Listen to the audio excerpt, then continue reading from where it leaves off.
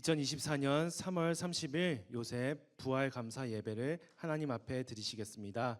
오늘 은혜 나누실 성경 말씀은 요한계시록 18장 1에서 8절 말씀입니다. 요한계시록 18장 1에서 8절 말씀 제가 대신 봉독하겠습니다. 이 일 후에 다른 천사가 하늘에서 내려오는 것을 보니 큰 권세를 가졌는데 그의 영광으로 땅이 환하여진더라. 힘센 음성으로 외쳐 가로되 무너졌도다 무너졌도다 큰 성 바벨론이여 귀신의 처소와 각종 더러운 영에 모이는 곳과 각종 더럽고 가증한 새에 모이는 곳이 되었도다. 그 음행의 진노의 포도주를 인하여 만국이 무너졌으며 또 땅의 왕들이 그로 더불어 음행하였으며 땅의 상고들도 그 사치의 세력을 인하여 치부하였도다 하더라. 또 내가 들으니 하늘로서 다른 음성이 나서 가로되 내 백성아 거기서 나와 그의 죄에 참여하지 말고 그의 받을 재앙들을 받지 말라. 그 죄는 하늘에 사무쳤으며 하나님은 그의 불의한 일을 기억하신지라. 그가 준 그대로 그에게 주고 그의 행위대로 갑절을 갚아주고 그의 섞은 잔에도 갑절이나 섞어 그에게 주라. 그가 어떻게 자기를 영화롭게 하였으며 사치하였든지 그만큼 고난과 애통으로 갚아주라. 그가 마음에 말하기를 나는 여왕으로 앉은 자요 과부가 아니라 결단코 애통을 당하지 아니하리라 하니 그러므로 하루 동안에 그 재앙들이 이르리니 곧 사망과 애통과 흉년이라. 그가 또한 불에 살라지리니 그를 심판하신 주 하나님은 강하신 자이심이니라. 이는 하나님의 말씀이니라. 아멘. 이어서 여수른 성가대의 찬양이 있겠습니다.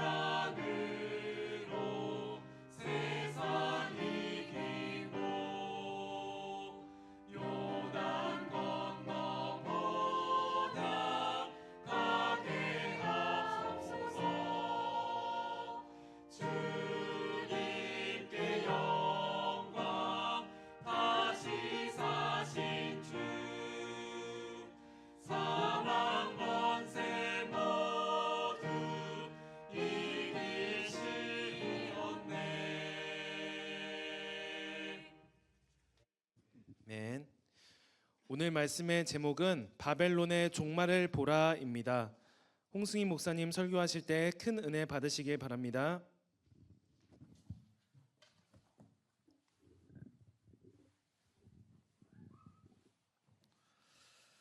네, 감사합니다. 내일이면은 예수님이 죄와 사망에서 부활을 하신 것을 기념하는 부활주일입니다.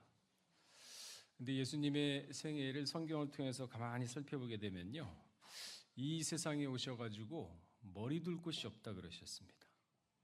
그리고 십자가를 몇 시간 앞둔 상황에서는 진짜 배반의 아주 쓰라린 그러한 경험도 하셨습니다. 마태복음 26장 31절에 보게 되면은요, 예수께서 제자들에게 이르시되 오늘 밤 너희가 다 나를 버리리라. 기록된 바 내가 목자를 치리니 양의 떼가 흩어지리라 하였느니라. 이미 십자가 지기 전에 옆에 있는 제자들한테 하신 말씀입니다. 좀 있으면은, 그러니까 오늘 밤에는 지금 너희가 나랑 같이 있지만은 너희 나 다 버린다 예언을 했거든요. 그 말씀 그대로 예수님을 버리고 다 도망갔죠. 이 말씀 예언대로 숨고 배반하고 도망하고.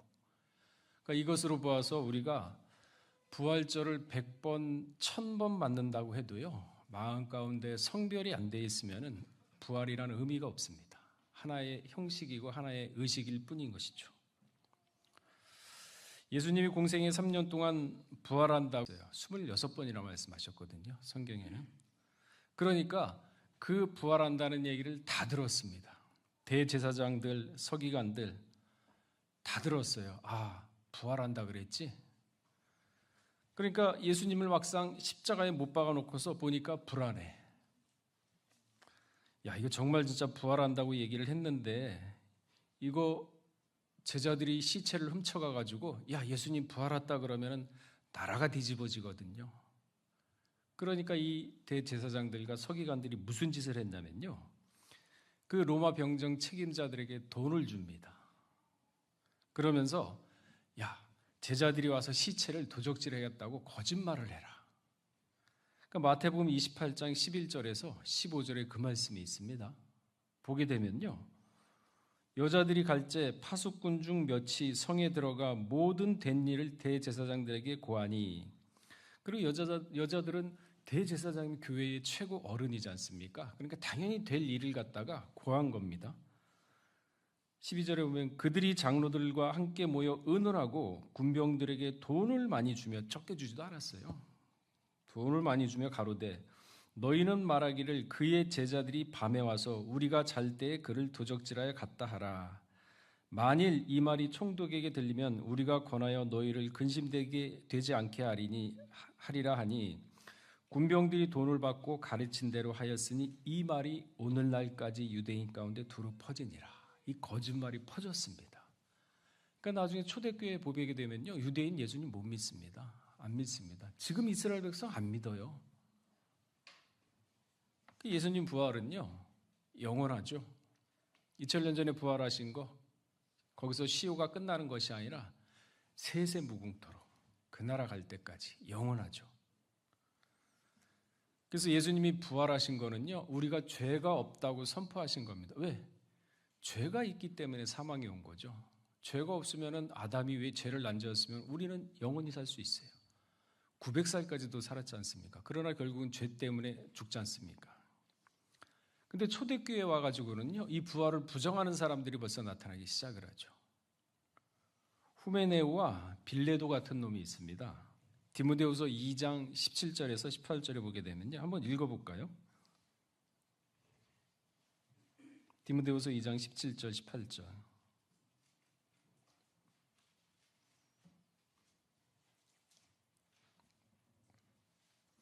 자, 17절 18절 시작.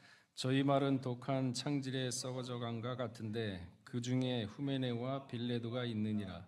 진리에 관하여는 너희가 그릇되었도다. 부활이 이미 지나갔다 하므로 어떤 이들은 믿음을, 그러니까 이런 놈들이 나타나가지고 야, 너희가 알고 있는 진리는 틀렸어. 부활 끝났어. 사람이 죽으면 끝난 거지. 무슨 부활이 있느냐? 이걸 또 믿고 믿음이 무너져가는 사람이 있어요.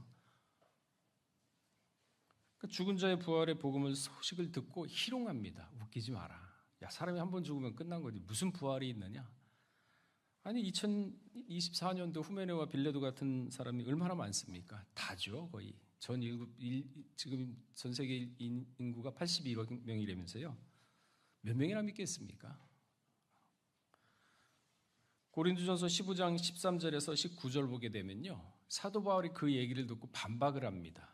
뭐라고 하냐면은, 야, 만일 죽은 자의 부활이 없으면은 그리스도도 다시 살지 못하셨으리라. 그리스도 살지 않았느냐? 부활이라는 게 있기 때문에 사는 거 아니냐? 그리스도께서 만일 다시 살지 못하셨으면 우리의 전파하는 것도 헛것이요, 또 너희 믿음도 헛것이며, 또 우리가 하나님의 거짓 증인으로 발견되리니 우리가 하나님이 그리스도를 다시 살리셨다고 증거하였습니다. 만일 죽은 자가 다시 사는 것이 없으면은 하나님이 그리스도를 다시 살리지 아니하였으리라 얘기하지 않습니까? 살리셨지 않냐, 하나님이. 만일 죽은 자가 다시 사는 것이 없으면 그리스도도 다시 사신 것이 없었을 터이요, 그리스도께서 다시 사신 것이 없으면 너희의 믿음도 헛되고. 부활이 없으면요, 우리가 교회 지금 일주일에 한 번씩 오고 매주 시간대마다 교회 오는 거 있지 않습니까? 다 헛것이랍니다. 왜? 우리가 부활의 소망을 믿고 예배를 통해서 하나님께 경배를 드리기 위해서 그 부활의 소망을 내 것으로 만들고, 궁극적으로는 나도 부활을 하기 위해서 교회를 다니고 교회에서 말씀을 받고 말씀으로 내가 스스로 절제하고 자지하고 인내하면서 지금까지 신앙생활을 하는데, 부활이 없다면 그거 다 헛것이랍니다. 뭐 그런 짓을 왜 하니? 이렇게 얘기하는 거거든요. 부활이 있으니까 그 모든 것들이 하나님이 상급이 된다, 그 얘기를 하고 있는 거거든요. 18절에 보게 되면 또한 그리스도 안에서 잠자나도 망하였으리라. 만일 그리스도 안에서 우리의 바라는 것이 다만 이생뿐이면, 부활이라는 게 이생에 있을 때, 이 세상에 살아갈 때 70살지 80살지 100살 살지 모르겠지만은 이 세상에 살아갔을 때 유효한 영향력이 이 세상에 살아갔을 때뿐이라고 하면 그것도 헛것이랍니다. 그러면서 우리가 더욱 불쌍한 자라 그랬거든요. 아니잖아요. 부활은 영원해요. 왜 못 믿습니까? 누가 돈을 달라 그러나요? 믿으면 되잖아요. 근데 못 믿어요. 너무 쉬워서. 십자가 부활이 있기 때문에 우리 믿음의 성도는요, 소망이 있는 겁니다. 소망. 영원한 소망이죠. 그러니까 디모데전서 1장 1절에도 보게 되면은 그리스도 예수의 명령을 따라 그리스도 예수의 사울된 바도 하면서 우리 구주 하나님과 우리의 소망이신 그리스도 예수라고 했어요. 그러니까 그리스도를 참된 소망으로 살아가면서 우리가 살고 있느냐? 소망을 삼고서 살아가고 있느냐? 아니면은 내가 지금 먹고 살기 극복해가지고 소망은 둘째치고 내 육신 먼저 따지고 살아가고 있느냐? 그 나라와 그 일을 먼저 구하면 나머지 것 모든 게 하나님이 형통케 하신다 그랬는데 안 믿어요. 못 믿거든요. 데살로니가전서 1장 3절에도 너희의 믿음의 역사와 사랑의 수고와 우리 주 예수 그리스도에 대한 소망의 인내, 소망을 갖고 살려고 그러는데 마귀가 가만둘까요? 가정적으로 어려움을 주죠. 경제적으로 어려움을 주죠. 건강적으로 힘들게 만들죠. 가정적으로 누가 또 곤란스럽게 하죠. 그러면 또 무너집니다. 그 소망이. 믿음이 또한 흔들려요. 누가 좋아하겠습니까? 마귀가. 그래서 잠언서 4장 23절에 뭐라 그랬어요? 너희는 지킬 만한 것보다 마음을 지켜라. 생명의 근원이 마음에서는 안 됩니다. 그래서 예수님은 인류에게 참 소망입니다. 진짜 산 소망이에요. 산 소망. 예수님은 하나님의 절대 비밀이죠. 그래서 예수를 믿게 되면 하늘에 다함이 없는 비밀을 알 수 있다 그랬습니다. 예수가 뭡니까? 말씀, 예수죠. 또 다른 면에서는 은혜도 예수입니다. 그러니까 말씀 받고 깨닫고 기도하고 은혜 받으면요, 이 영적인 지식이 넓어지면서 하늘의 비밀, 성령은 왜 하나님의 모든 것을 통달한다 그랬으니까. 그러니까 하나님의 마음이 같아져요. 그 동행이거든요. 마음이 같아지는 게 동행이에요. 하나님은 이 세상에 진짜 악인을 봐도 불쌍하게 여겼거든요. 진짜 너무 모르는구나. 그 예수님도 어땠습니까? 저들이 하는 죄를 모르니 용서하여 주시옵소서. 그 마음이 같아져야 하나님과 동행하는 거예요. 마음이 같아야 동행이라는 얘기를 하는 거거든요. 우리 믿음의 성도는요, 세상에 살아갈 때 이 부활의 소망을 절대 잊어서는 안 되겠습니다. 마음속에 한 곳에 깊숙이 간직해 두세요. 살아가다 힘들고 어려운 일이 닥치면 그래, 부활의 소명. 예수님도 참 그 어려운 곤란한 가운데서 창으로 찔렸지, 가시면류관 썼지, 조롱당했지, 채찍당했지. 그래도 그 입에서 아야 소리 한 번 안 하고 내가 너희 두고 보자 그런 생각 마음조차 없었어요. 그러니까 마음이 어떻게 되냐? 하나님과 동일하니까 이 모든 세상을 능히 이길 수가 있습니다. 뭔가 감정이 있어서 건드리면 욱하는 성격이 있기 때문에 말리죠. 십자가에 죽었다면서요, 우리가. 그러니까 우리는 이 세상에 살아갈 때 나그네입니다. 명심하셔야 나그네예요. 이 세상에 우리가 뿌리 두고 살 이유가 없습니다. 이 세상은 우리 고향이 아닙니다. 보이지 않는 소망으로 구원을 얻었다고 했는데 우리의 시민권은 하늘에 있다. 내가 갈 곳은 하늘이구나. 그러니까 이 세상에 사는 인생들은 돈이 많고 적고 신분의 귀천이 높고 낮던 간에 인생 자체가 고난의 삶이에요. 삼성에 우리가 부자 얘기하면은 이병철 아니면은 이건희 아니면은 이재용 얘기하지 않습니까? 고민이 없을 것 같아요. 있어요. 더 많아요. 그래서 모세는 시편 90편 10절에 뭐라 그랬나요? 우리의 연수가 70이면 강건하 하면 80이라도 그 연수의 자랑은 수고와 슬픔뿐이요 신속기간이 우리가 날아간다 그랬습니다. 7, 80 살고 뒤돌아보게 되면요 좋은 일보다 안 좋은 일이 기억이 더 많이 납니다. 그래도 그 기간을 또 보게 되면 내가 언제 80이 됐나 이런 날이 온다지 않습니까? 그러니까 이것이 타락한 인생의 본질이 되어버렸어요.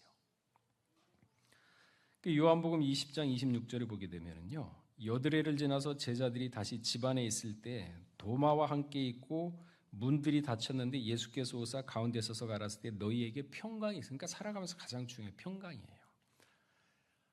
세상이 주는 평강. 돈이 없어서 돈이 생겨서 마음이 평안하다. 오늘 저녁에 외식하자. 그런 평강 말고 진짜 거지 나사로처럼 남의 상에서 먹다 남은 음식을 먹더라도 마음이 평안한 사람이 있습니다. 진짜 고요한 사람이 있어요. 유리바다처럼. 그게 하늘에 주는 평강이거든요. 그 하늘에 주는 평강. 예수님 부활하자마자 첫 일성이 뭐예요? 너희에게 평강이 있을지어다. 그러면 부활하시기 전에 초림의 첫 일성이 뭔가요? 너희 천국이 가까웠다 회개하라. 그 죄가 없으니까 이제는 뭐가 있습니까? 평강을 주겠다는 거죠. 그래서 부활 전하고 달라요, 후하고. 그러니까 이 평강을 받으면요, 어떠한 일이 닥치더라도 마음이 담담합니다. 부딪혀서 헤치고 나갈 능력을 주십니다. 자, 욥기서 12장 5절 한번 찾아보겠습니다. 하늘의 평강, 재물이며 이런데 육신의 평강을 갖다 눈에 두는 게 아니거든요. 하늘의 평강은요, 마음에서 하나님이 주시는 평강이죠. 그거는 뭡니까? 중용, 탐욕이 없는 거, 마음을 비우는 거.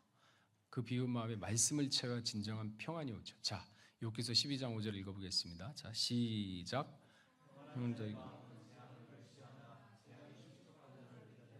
보세요. 재앙이 닥쳐.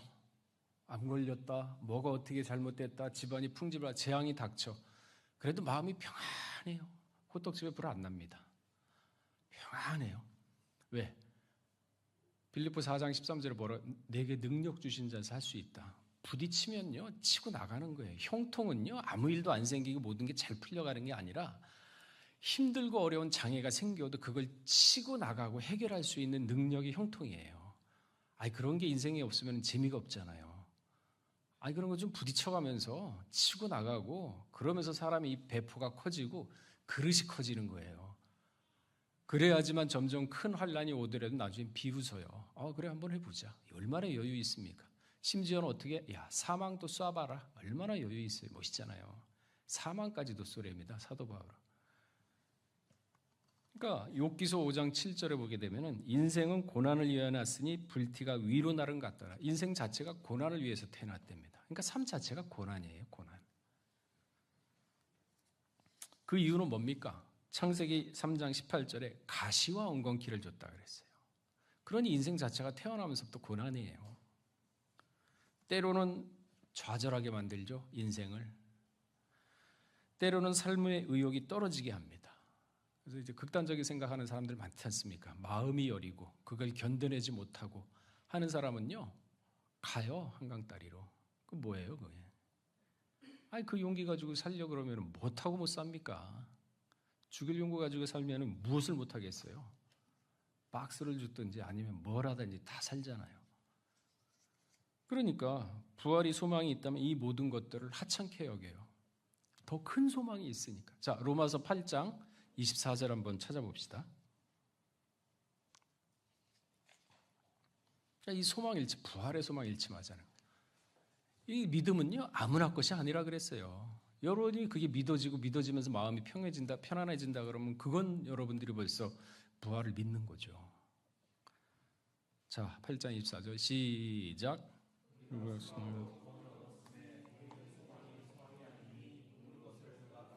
그러니까 보이지 않는 소망 그 나라 부활 그걸로 구원을 얻는데요. 근데 왜 이 소망을 버리나요? 이 소망과 희망이 있어야 힘들고 어려운 일을 희망 때문에 이겨내거든요. 우리 7, 80년대 새마을 운동 잘 살아보세요. 잘 살 수 있다는 소망 때문에 가스 냄새 맡고 아침에 몇 명이 죽어나가도 김치국물 마시면서 살아왔지 않습니까? 소망 때문에. 희망 없으면 안 돼요. 우리가 살아가는 것은 소망, 보이지 않는 소망, 천국의 소망. 이걸 갖자는 거죠. 그러니까 주님이 부활하신 후에 40일 동안 11번 나타났죠. 바울은 부활하신 주님을 만난 후에 인생이 바뀌었습니다. 부활하신 주님을 만났을 때 인생이 바뀌었어요. 또한 주님을 봤을 때, 부활하신 주님을 봤을 때 바울이 어떻게 믿었느냐? 그래서 바울은요, 성경을 읽어보게 되면은 내복음이라 그랬어요. 아, 배짱 대단합니다. 욕심 대단해. 내복음이라 그랬어요. 듣고서 한 귀로 흘리지 않았어요. 그러니까 복을 받죠. 그러니까 바울은 부활하신 예수님을 봤거든요. 그러니까 나도 죽으면 부활하는구나. 그걸 믿은 거예요. 그 배짱 있게 믿은 거죠. 확실하게 믿었습니다. 그러니까 바울의 신앙은요, 오직 예수 말씀만 믿고 가는 소망의 신앙입니다. 죽지 않고 산다는 거. 그래서 사망까지도 호령하지 않습니까? 고린도전서 15장 55절에서 56절에 보게 되면은요, 사망아 너의 이기는 것이 어디 있느냐? 사망아 너의 쏘는 것이 어디 있느냐? 사망에 쏘는 것은 죄요, 죄의 권능은 율법이라. 그러니까 사망도 쏘라 그러지 않습니까? 바울은 분명 죽었지만요, 마지막 때 재림 때 아직까지 우리가 부활의 소망을 믿고 우리가 예수 그리스도의 십자가 보혈로 죄사함 받았습니다. 그러나 아직 완성을 이루지 못했어요. 왜? 남아있는 게 재림이기 때문에. 재림이기 때문에. 재림까지는요, 우리가 모든 고난을 겪으면서, 그러나 죄는 없다 그랬습니다. 네, 예수님 죄 다 사했으니까. 부활 자체가 너희가 죄 없다는 선언이거든요. 부활의 소망, 진리죠. 진리가 무엇이냐? 부활의 소망이죠. 빌라도가 물었어요. 진리가 무엇이냐? 자, 요한복음 18장 37절에 38절 한번 찾아보시고 시간 관계상 제가 읽을 테니까 찾으면서 눈으로 한번 읽어보세요. 37절. 빌라도가 가로되 그러면 내가 왕이냐? 예수께서 대답하시되 내 말과 같이 내가 왕이니라. 내가 이를 위하여 났으며 이를 위하여 세상에 왔나니 곧 진리에 대하여 증거하려 함이라. 예수님이 진리에 대해서 증거하기 위해서 왕으로 왔다 그랬습니다. 무릇 진리에 속한 자는 다 내 소리를 듣느니라 하신데 빌라도가 가로되 진리가 무엇이냐? 진리가 무엇이냐 하더라. 이 말을 하고 다시 유대인들에게 나가서 이르되 나는 그에게서 아무 죄를 찾지 못하였노라. 예수님이 하나님의 아들이라는 것을 믿는 게 진리예요. 요한복음 8장 40절에 뭐라 그랬냐면요, 지금 하나님께 들은 진리를 너희에게 말한 사람이 나를 죽이려 하도다. 아브라함은 이렇게 하지 아니하였느라. 우주 만물을 창조했습니다. 뭐 진화론에 보면은 아니겠죠. 창조했습니다. 하나님이 가라사대 빛이 있으라. 가라사대 윗물과 아랫물로 나뉘어라. 가라사대 창조했습니다. 우주 만물을 창조한 하나님이 말씀이 이렇게 하시는 말씀이 육신이 되어서 온 분이 예수님이세요. 그 우주 만물을 창조하신 분의 아들 예수님이세요. 그분을 믿는 게 진리라 그랬습니다. 또 예수님이 죄를 속하는 속건제로 오셨다는 것을 믿는 게 진리예요. 그래야 죄사함을 받죠. 믿어야 죄사함을 받는데. 그러니까 요한복음 3장 16절에 그 말씀이 있죠. 하나님이 이 세상을 이처럼 사랑하사 독생자에게 주셨으니 이는 저를 믿는 자마다 멸망치 않고 영생을 얻게 하려 하심이라. 그러니까 진리라 그러니까 무슨 고차원적이고 철학인 것 같은데 요 두 말씀을 곰곰이 생각을 해보세요. 우주 만물을 창조하신 하나님의 아들 육신으로 왔다고? 곰곰이 한번 생각을 해보세요. 엄청난 비밀이 들어요. 왜? 하나님의 비밀이라 그랬지 않습니까? 근데 우리 생각 한 번도 깊게 안 해봤잖아요. 그냥 그런가 보다 귀에서 하도 많이 들으니까 귀에 딱지가 앓을 정도지 진짜 곰곰이 생각하면서 이 뜻이 무엇인가? 속건제로 오셨어? 그러면은 구약시대의 성막이며 그 다음에 대제사장의 예복이며 모든 걸 다 한번 살펴봐야 되거든요. 그래야 이 말에 이해가 되지 않습니까? 엄청난 비밀인데 우리는 그냥 너무 흔하게 들어왔기 때문에 공기와 같아요. 5분만 안 쉬면 죽는 줄 모르지만 소중함을 모르는 공기와 같죠. 이게 진리랍니다. 그러니까 사람들은 희한합니다. 이게 진리야 하고 얘기하면요 안 믿습니다. 근데 거짓말을 하면 믿어요. 이 사람이 참 희한해. 이게 진리라고 알려주면 너무 흔하고 너무 쉬우니까 못 믿어요. 근데 거짓말 싹 해가지고 다른 말을 하면 믿습니다. 이게 사람이에요. 그러니까 세상 왜 이렇게 됐는지 아시죠? 진리 안 듣습니다. 마음 자체가 타락한 인간은 안 듣게 돼 있어요. 거짓말에 혹하게 돼 있어요. 그러니까 요한복음 8장 40절에 뭐라고 아까 읽었잖아요. 하나님께서 들은 진리를 너희가 말한 사람인지 진리를 안 들으니까 그게 자체가 예수님을 죽이는 행위라는 걸 또 모르는 거예요. 비진리가 진리를 죽입니다. 마침내 진리이신 예수님께서 대제사장들과 종교 지도자들 그리고 악당들이 모여서 불의의 재판을 하죠. 새벽에 열었어요. 예수님을 죽이기 위해서. 불의의 재판이지. 그리고 거짓으로 돈을 줍니다.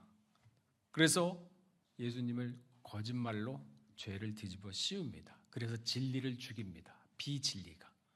진리를 죽여요. 그 예수님 뭐라 그랬습니까? 다 아시고 야 너희 아비 마귀에서 났으니까 너희 아비 욕심대로 너희도 행하고자 하느냐. 저는 처음부터 살인한 자여 진리가 없었다 그래요. 진리가 그 속에 없으므로 진리에 서지 못하고 거짓을 말할 때 제 것으로 말하니 이는 저가 거짓말쟁이여 거짓의 아비가 됐어요. 얼마나 큰 저주입니까? 너희는 끝났다. 네 아버지 뱀이야 거짓말하는.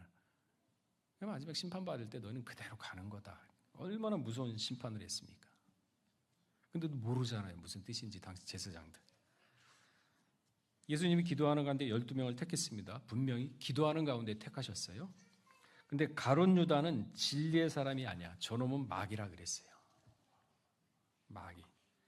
그래서 스데반이 죽으면서 죄에 대해서 책망하기를 목이 곧고 마음과 귀에 할례받지 못한 사람들이 항상 하나님의 말씀과 성령을 거스리고 성령과 하나님의 말씀을 거스린 거. 아까 빌레도 같은 놈도 있었죠. 목이 곧고 마음과 귀에 할례받지 못한 사람들, 하나님의 말씀과 성령을 거스리고 하나님이 보낸 사람을 죽이고 때리고 핍박하는 자, 을을 잡아 죽인 자요 살인자라고 스데반이 지금 순교하기 직전에 고발을 하고 있습니다. 사도행전 7장 51절에서 52절에 그 말씀이 있죠. 살인자라 그랬어요. 의인을 잡아다 준 살인자라 그랬어요. 근데 자기 죄를 모릅니다. 차라리 알면은 괘씸한데 모르니까 불쌍해요. 그러니까 저들의 죄를 나올 수밖에 없죠. 너무 불쌍하잖아요. 영원한 형벌인데. 그러니까 예수님 공생의 기간 동안 얼마나 많은 병자들을 고쳐줬습니까? 그죠? 죽은 자 살렸죠. 안징뱅이 고쳐줘. 맹인 고쳐줘. 수많은 사람이 고침을 받고 제2의 인생을 살아가고 있습니다. 그런데요. 진짜 양심이 있고 올바른 의를 가진 사람이라면 예수님이 빌라도 법정에 잡혀갔을 때 나와봤어야죠. 변호했어야죠. 한 사람도 안 했어요. 이게 사람이에요. 그러니까 잡혀갔다는 나라의 역적으로 지금 잡혀갔어. 소식 듣고 달려온 사람 한 사람도 없죠. 이미 제자들도 뭐 다 도망갔는데 뭐. 그런데 국회의원 아리마대 요셉, 니고데모 그 두 사람만 의인이었죠. 아리마대 요셉은 이럴 거 많은 사람이에요. 국회의원이에요. 역적을 갖다 옹호하다가는 날아갈 수도 있어요. 재산도. 출교당할 수도 있습니다. 근데 빌라도 찾아가 당당하게 예수 시체 달라 그러잖아요. 누구요? 예수님 제자입니다. 배짱있잖아요. 진짜 인생 8, 90 살면서 큰 소리 한번 빵 쳐야지 하나님께 인정받을 거 아닙니까? 이렇게 눈치 보고 살면 그렇게 인생 끝날 거 아니고. 그러니까 모두가 벌벌 떨고 숨고 도망가기 바쁠 때 아리마데우스는 진정한 예수님의 제자다운 면모를 보여주고 있습니다. 누가복음 23장 50절에 공회원으로 선하고 의로운 요셉이라 하는 사람이 있었으니 선하고 의로웠던 사람이라고 합니다. 그걸 누가 증거하느냐? 성령님이 증거하고 있어요. 성경에 써 있잖아요. 성령님이, 이 성경은 성령님이 쓰신 거 아닙니까? 누가복음 23장 51절에 저희의 결의와 행사에 가라하지 아니하고 저희가 새벽에 모여가지고 68명이 예수님 죽여야 된다, 거짓으로 다 사가지고 증인 만들어가지고 죽여야 된다, 죄인이다 했을 때 아리마다 요셉은 가라고 안 했어요. 부라 그랬어요. 절대 안 된다고. 그 60여 명이 있는 데서 혼자 그렇게 하기가 쉽지 않거든요. 다 눈치 보지 못해요. 대단하지 않습니까? 그는 유대인의 동네 아리마대 사람이요 하나님의 나라를 기다리는 자. 보세요. 하나님의 나라를 기다리니까 소망이 있죠. 그러니까 세상에서 뺏기고 핍박받고 뭐 하는 거 다 참게 여겼어요. 그러니까 이런 배짱이 나오는 거지. 배짱이 그냥 나오겠습니까? 아낄 거 있고 뭔가 지킬 게 있는 사람이 약해지는 거지. 그러니까 부활의 소망은요, 우리가 단순히 얘기하는 언어 유희가 아닙니다. 체험이고 신앙이에요. 그러니까 예수님이 죽으면 부활한다는 것을 자랑하기 위해서 부활을 하셨겠습니까? 야, 나는 이렇게 죽으면 살아나. 그 자랑하려고 예수님 부활하셨겠어요? 아니죠. 이런 부활이 있다. 너희도 부활을 해야 될 거 아니냐. 쫓아와라. 그래 내가 먼저 갈 길을 가라. 길을 터놓은 거다. 그 길 따라와라. 그러기 위해서 부활하신 거죠. 시편에 보게 되면요. 16편 10절에 보게 되면은요. 이는 내 영혼을 음부에 버리지 아니하시며 주의 거룩한 자로 썩지 않게 하실 것이미라. 벌써 시편도 예언했지 않습니까? 부활을. 음부에 안 버린다. 썩지 않게 하실 것이다. 아니 어떻게 시편 기자가 그 예언을 했겠습니까? 다 죽는 것만 봤는데 믿으니까 이렇게 쓴 거 아닙니까? 몇백 년 후에 예수님이 와가지고 부활할 것을 믿으니까 거룩한 자로 썩지 않게 하실 것이니라 예언을 하고 있잖아요. 그러니까 마태복음 28장 6절을 보게 되면 그가 여기 계시지 않고 그의 말씀하신 대로 살아나셨느니라 와서 그의 누우셨던 것을 보라. 보라 이거예요. 너희가 묻었지 않느냐. 세마포에 쏴서 저 무덤에 묻었지 않냐.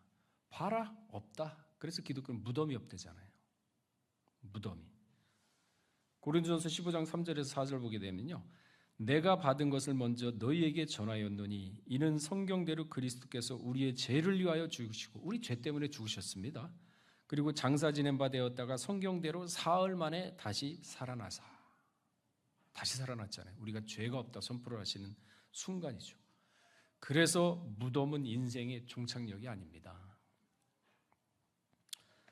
인생 본래가 사실 무덤이 아닙니다. 죄 때문에 죽음이 왔던 것이고 그래서 무덤이 생겼던 것이죠. 아담을 창조하실 때 하나님은 죽지 않게끔 창조했습니다. 그런데 아담과 하와가 죄를 범함으로 인해서 죽음이 온 것이죠. 그래서 부활은 이 사망을 이긴 거 아닙니까? 계시록에 보게 되면요. 마지막 때는 사망까지도 걷어가요.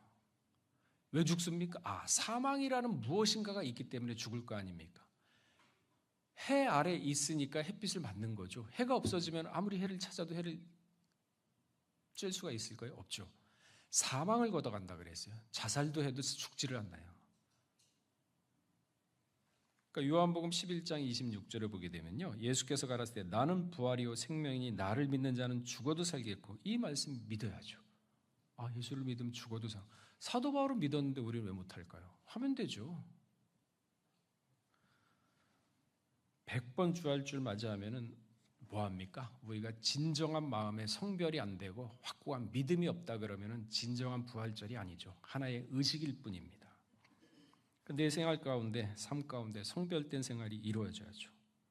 그 성별된 생활은 무엇입니까? 이 바벨론 같은 세상에서 성별된 생활을 해야 된다는 거죠. 성경은 이 세상을 바벨론 같은 세상이라고 했습니다. 왜?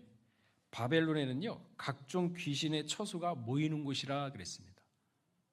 귀신의 본부지예요. 그래서 첫 번째로 보게 되면요, 바벨론의 영화가 엄청나지 않습니까? 공중정원이라고 그 7대 불가사의 건축물 중에 하나가 있어요. 그 누가 지었느냐? 느부갓네살. 그러니까 메대의 공주를 들였는데 이 사막에서 메대 나라는 숲이 울창하고 산이 있고 뭐 물이 흐르는 엄청나게 정글 같은 그런 데 살다가 사막에 시집 오니까 볼 게 없어요. 그러니까 향수병 걸리니까 느부갓네살이 공중정원을 지었습니다. 그 사막에 물을 끓여다가 어떻게 멀리서 보면 마치 정원이 계단식으로 되어 있는데 공중처럼 보였어요. 공중에 떠 있는 것처럼. 7대 불가사의 중에 하나거든요. 그리고 이 성벽이 얼마나 큰지 거의 둘레 외벽이 70km가 넘어요. 그 성벽이 내벽과 외벽으로 했는데 그 두께가 탱크가 2대가 성벽 위로 지나갈 수 있을 정도로 튼튼하고 넓습니다. 그러니까 지금 대단한 건축물이구나. 그러니까 바벨론의 그 느부갓네살이 자, 이 건축물 봤지? 이거 다 내가 한 거야. 그 말 떨어지기 전에 하나님이 안 되겠다 해가지고 손이 말라버리고 그 바벨론 느부갓네살을 갖다 어떻게 만들어버렸습니까? 7년 동안 짐승처럼 만들어버렸어요. 그러니까 깨달았습니다. 7년 딱 지나고 나니까 하나님이 살아계시는구나. 하나님이 마음대로 원하시면은 이 권세도 빼앗고 그 왕자도 끌어내리는구나. 그 말씀이 다니엘서에 있어요. 자, 한번 읽어볼까요? 다니엘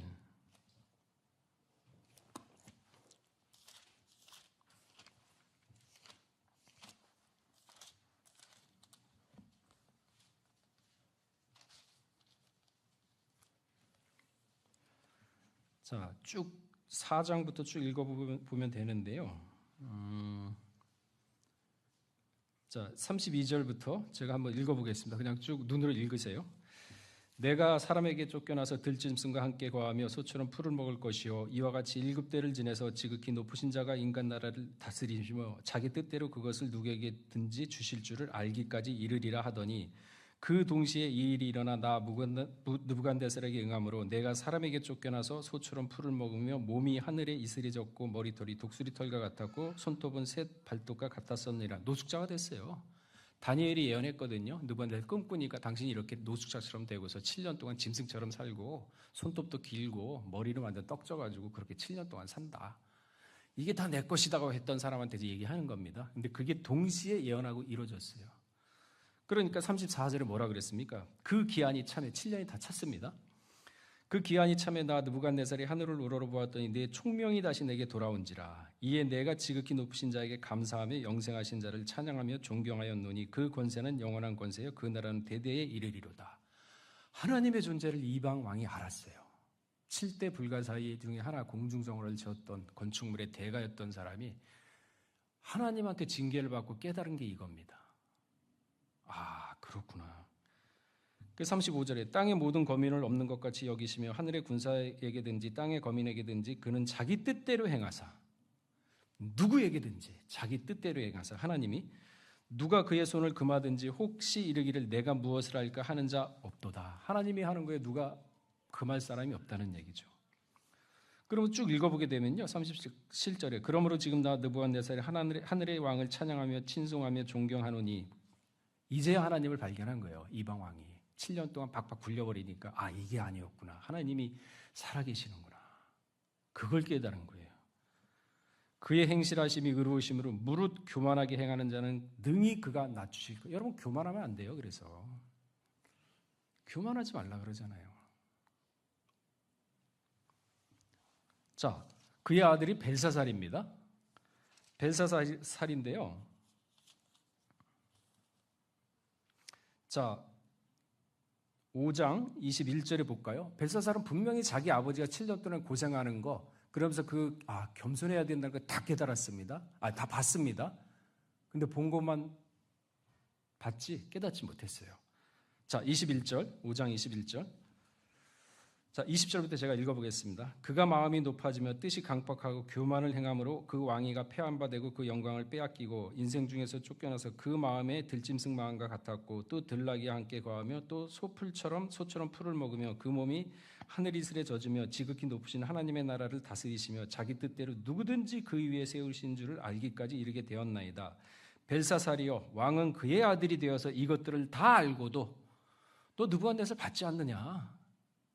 나라도 뺏고 사람까지 7년 동안 그렇게 만드는 분 너 받지 않느냐? 그런데 오히려 마음을 낮추지 아니하고 도리어 스스로 높여서 하나님의 주제를 거역하고 그의 전 기명, 그러니까 하나님의 전 기구 가지고 술 마시고 있었잖아요. 전 기명을 왕의 앞에 가져다가 왕과 기인들과 왕후들과 빈궁이 다 그것으로 술을 마시고 왕이 또 보지도 듣지도 알지도 못하는 금은동 철목 석으로 만든 신상들을 찬양하고 도리어 왕의 호흡을 주장하시고 왕의 모든 길을 작정하시는 하나님께 영광을 돌리지 아니하시다.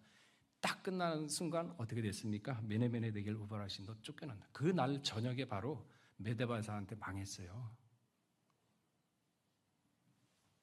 그러니까 이런 하나님의 아들이 예수님이고 이런 세계를 주관하시는 분이 하나님인데 우리가 그분을 아버지라고 믿지 않습니까? 왜 그런데 어깨가 처지나요? 뭐 그렇게 힘들고 어렵다고 자살을 하고 뭘 힘들고 어렵다고 불평불만하고 그럴 이유가 없잖아요. 누가 줍니까? 마귀가 주죠. 그러니까 이처럼 바벨론의 영화는요 우상이에요. 이 바벨론은요 이렇게 느부갓네살도 하나님께 인정을 받고 그리고 공중정을 지은 엄청난 역사상으로 대제국이었지만은 거리마다 우상이 넘쳐났습니다. 그래서 우상에게 절하지 않으면요 먹고 살기 힘든 곳이 바로 바벨론이에요.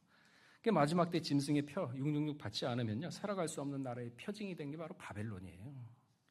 그러니까 다니엘 3장 5절에서 6절 그 말씀이 있잖아요. 소리를 들을 때 엎드려서 느부갓네살 신상에 절하라. 다니엘한테 그랬잖아요. 곳곳에 신상이에요. 곳곳에 신상. 그러니까 바벨론은 하나님을 떠난 세상을 말합니다. 우리 마음 가운데 하나님 떠났다. 그게 바벨론이에요. 그러니까 가인처럼 노새 땅에 거하면서 불안과 초조한 삶을 살아가는 인생들. 돈을 수천조 쌓아놨지만 그 마음은 여전히 허덕이면서 돈의 노예가 돼가지고 만족함이 없는 삶. 거지 근성이 남아있는 인생들, 탐심으로 얼룩진 마음 이런 것들이 봐도 바벨론이죠. 계시록 7장 1절에서 5절 가증한 물건과 음행의 더러운 곳들이 가득 찬 곳이 바로 바벨론이죠. 바벨론의 시주가 니무롯이라는 걸 아셔야 돼요. 니무롯이에요. 니무롯. 아까세다 지었지 않습니까? 창세기 10장 10절에 보게 되면 니무롯이 지은 도시성이 바로 바벨론이에요. 또한 두 번째로 바벨론의 영화는 유혈극의 영화예요. 피가 난자합니다. 계시록 6장 9절에서 12절에 보게 되면요. 다섯째 인을 떼실 때 내가 보니 하나님의 말씀과 저희의 가진 증거를 인하여 죽임을 당한 영혼들이 제단 아래 있어 큰 소리로 불러 가로되 거룩하고 참되신 대주제여 땅에 거하는 자들을 심판하여 우리의 피를 신원하여 주지 아니하시기를 어느 때까지.